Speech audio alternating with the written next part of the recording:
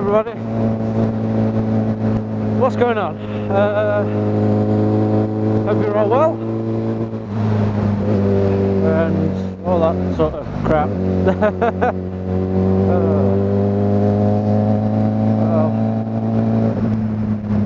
This video I think is gonna try and stay focused on some advice, tips and things for doing your mod, well, your full A license for a motorbike. So when I did it, it was the old laws before January the 19th, 2013. It was the old laws where you did your CBT, you did a theory, you did a module 1 and a module 2, and you passed. No questions. There you go. You had a full license, but you were restricted to 33 brake horsepower for 2 years. Now I thought that was a bit shit at the time, because, well, I thought it was a bit unfair. But I would do, wouldn't I, with just passing it, obviously, so doing that. But sorry, I was trying to lean the bike without actually steering it with my hands because I was being lazy. So that was how the law was, when the law and the tests and things when I was doing it. But after January the 19th, 2013, it all changed, and now you got to do tests for absolutely everything. And from what I gather, because a couple of my friends who've got their bike license have done it and are doing it at the moment, basically what it is that you still got your CBT, you do your theory, you do your mod 1 and your mod 2 for an A1 restricted license, which is, or is it an A1 or an A2? But basically it's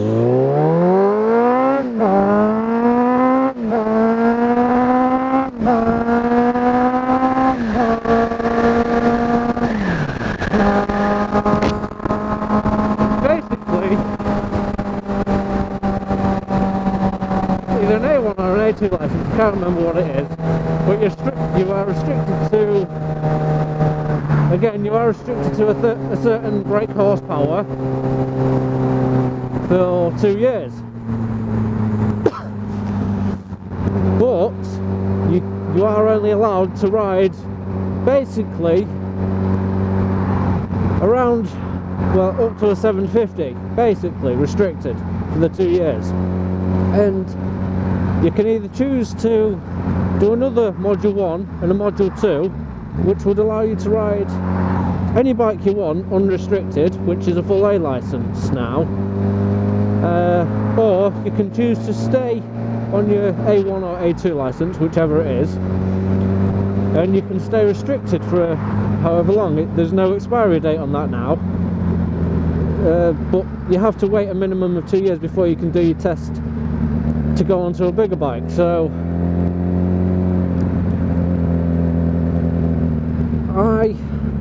obviously I don't have to worry about that, as I have my full license now anyway. But a couple of guys, actually Lewis 94, he has a full license. He has a full license, but it's a restricted license. It's an A1 or A2 license. And I've told him to go ahead, do his test, and he wants to do his test anyway, so that's good. So he's choosing to do his test when the time comes, so he can ride any bike that he wants, unrestricted. And that would involve another module 1 and a module 2 test. Same thing basically, it's just to make sure that you're okay. Or if he didn't want to, he could choose to stay on the licence that he's on now, but he would stay restricted. He would have to stay on a restricted bike of whatever size, power and brake horsepower, that sort of thing, basically. Well, that's what I gather from it anyway. So whether that's right or not, I don't know. You'd obviously have to go onto the DVLA website, check it all out for yourself. I'll put links to the DVLA so you can check it all out and stuff. There's a nice guy like that.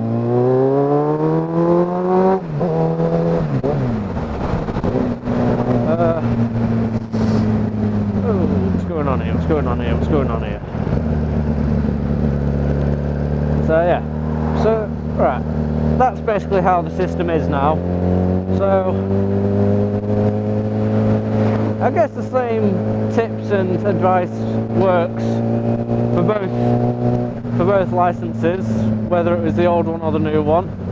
I guess, well, my tips and advice, I guess, would be to, as soon as you can, get onto a geared bike, learn how to use gears, whether it's on-road, off-road, but get yourself onto a geared bike, whether it's a 125, a 50, anything, just so you know, just so you can get your clutch control, your brakes, your engine braking. Basically how a geared bike works instead of a twist and go. So you get used to that, you know how all that works, so you can jump onto a, I think it's a 500cc bike most places use. So you can jump onto one of them straight away, you know how to do it, you find the biting point and away you go. You know how to operate a clutch, you know your engine braking, and hopefully you'll maybe have a 50cc bike anyway, and you can obviously get some road experience under your belt, get on the road in some form, learn your road positionings. Like me now, I'm in the centre of the road and I'll always either be here or here, which is in the centre of both lanes, more or less. It's right next to the white lines. So if that 4x4 was to suddenly slam his brakes on in front of me, I'd be able to swerve out the way relatively easier than I would be if I was in the middle here. In the middle here, I'm quite more likely to go into the back of it. That's another thing. You obviously get your distances. It doesn't show up very well on the camera, but I'm actually a lot closer than the camera is showing. He's got about 3-4 car lengths between him and the car in front. I've got about 2 car lengths between me and him. That's kind of what you want, really, but it's down to personal preference. Yeah, so get out on the road. Obviously, get the road positioning. So what I've seen in a lot of people that ride on L plates still and everything, they tend to ride like this, right up against the curb, when they really don't need to. I get the fact that if they're on a say a 50 road and the bike only does 40, they go to the side. But the fact is, they don't need to. They have no legal obligation to go over to that side of the road and put themselves in harm's way, because if you're over that side and a car passes you, still in the same lane, he's going to be extremely close to you, you're going to be extremely close to the curb, and if you swerve or he swerves, you're going to be into that curb and off that bike, I'm afraid, and it's not good. I've crashed myself and it ain't pleasant at all. That's not my collarbone into it, and I hit a lamppost at 60 miles an hour, so dead on. I was lucky I only snapped my collarbone, but it could have been a lot worse. What I'm saying is, don't put yourself in harm's way like that. Make sure you give yourself enough room to evasive and get out of harm's way. Leave enough room behind the car in front of you for you to brake, or I'd say avoid him or her, whatever.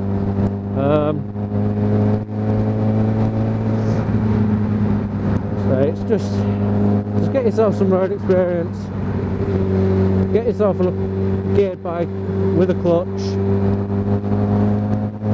and that way you're able to better yourself on your clutch control and your biting points, because all bikes are different. Every bike has got a different biting point on the clutch. Like mine is basically when you release the lever all the way out, whereas Lewis's his is basically right at the start, so his lever is nearly all the way against the handlebar, but as soon as you let that out, say a few millimeters, the clutch is engaged and it's not got a lot of play in it, whereas mine has obviously a lot of play. So yeah, if you can, get yourself into your local motorcycle training centre. I'm sure they'd be happy to talk to you, explain to you all the procedures and everything that goes on. Get yourself some lessons booked in, so they'll run you when you get your lessons booked. You do your lessons, they'll run you through the manoeuvres that the guy that takes you on the test. When you eventually do your test, he will they'll obviously demonstrate and get you to practice the manoeuvres that you'll have to do.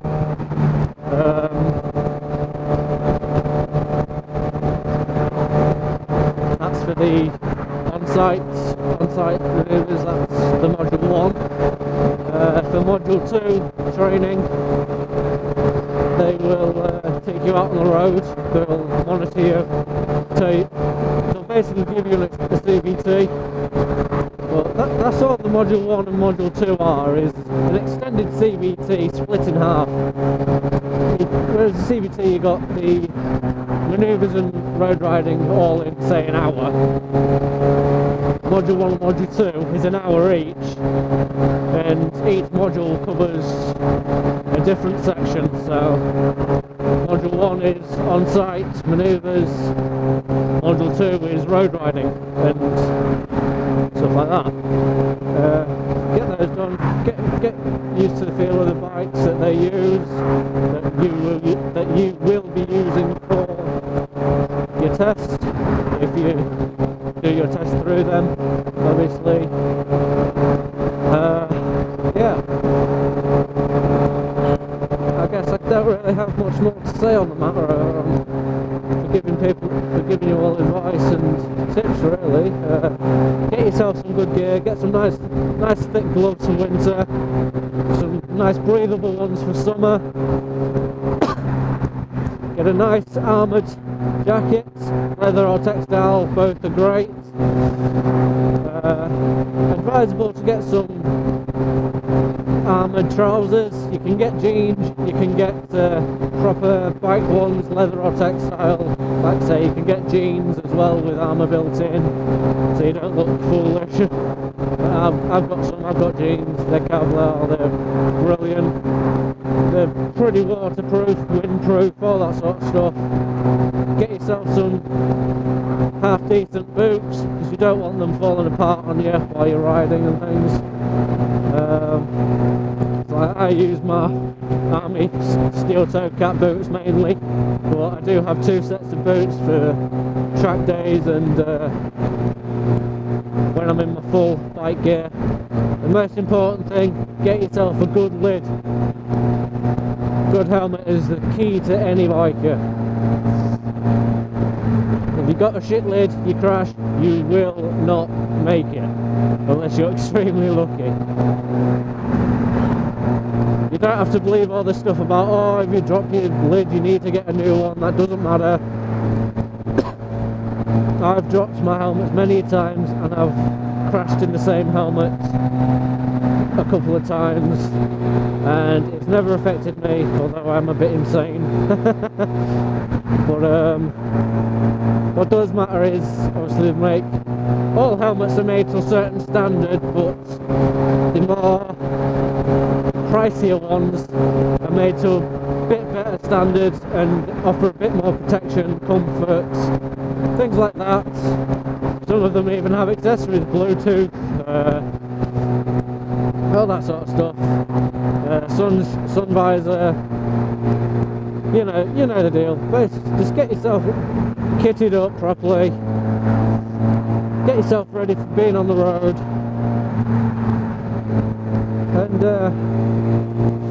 main thing about doing your bike test and getting a big bike, have fun and fucking enjoy yourself while you're doing it. You fail, so what? Do it again and pass. I didn't have to, but I know plenty of people that did. Yeah, it's annoying and everything at first, but you pass on the first time, brilliant. If not, don't matter. You can always do it again. There's no limit to how many times you can take the test to try and pass, so you don't need to worry about that. One more thing, when you book your theory, or well, when you book any of your tests, if I'm honest, get yourself a little handbook for, who's that? Do I know them? Oh, I don't know, it's a moped. It's only a moped, I don't know them. Get yourself the handbook. It's basically rules of the road, all that sort of thing, training, advice, and memorising feet tests and all that sort of thing, so that's a real handy thing to have. I got it and it was pretty useful. I mean, a lot of the things on the test are just general knowledge and common sense, but there are a couple of things like obviously what signs mean, sort of rules of certain roads, riding abroad, all that sort of stuff, which is a bit more complicated, but it's okay, it's fine.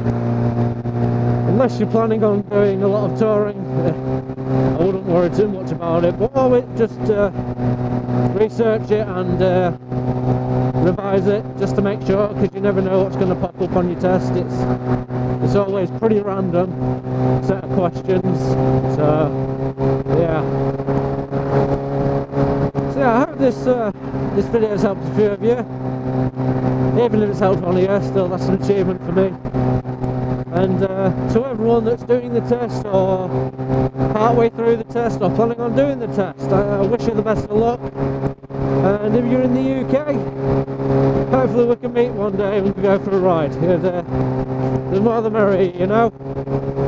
Take it easy guys and good luck. Bye.